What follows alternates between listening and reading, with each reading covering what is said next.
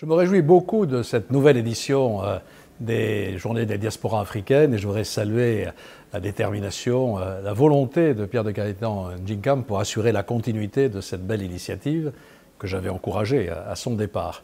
Et je crois qu'elle est plus nécessaire que jamais.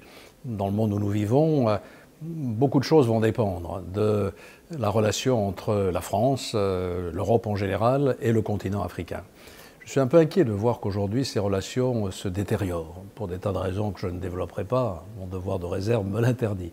Mais il ne faut pas s'y résigner. Il faut vraiment, c'est pour ça que je me réjouis de voir tant d'amis africains ici présents, que nous relancions, et le mot est important, un vrai partenariat entre le nord et le sud de la Méditerranée, entre la France et l'Europe d'un côté, et puis l'Afrique subsahélienne en particulier.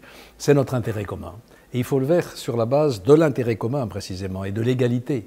Ça n'est plus la relation de quelqu'un qui apporte quelque chose à un partenaire inférieur. C'est vraiment d'égal à égal, la réciprocité qui peut être le maître mot de ce nouveau partenariat.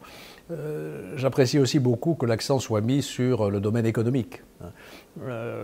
Nous devons absolument trouver le moyen de réduire les inégalités de développement qui existent entre le Nord et le Sud et qui sont à l'origine de toutes les tensions que nous connaissons aujourd'hui.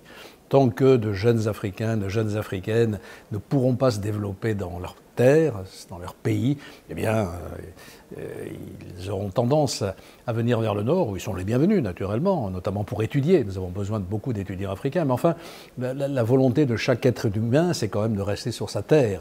Et pour cela, il faut qu'on puisse y vivre, il faut qu'on puisse y travailler, il faut qu'on puisse se développer dans des conditions positives, y créer son entreprise et bénéficier du fruit de son travail. C'est ça tout l'enjeu du partenariat.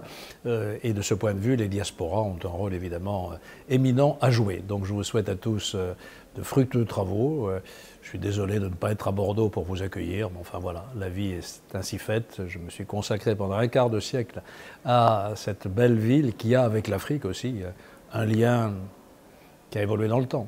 Je dis toujours, il y a la face sombre et puis il y a la face actuelle qui est aujourd'hui faite de lumière, de progrès et d'amitié mutuelle.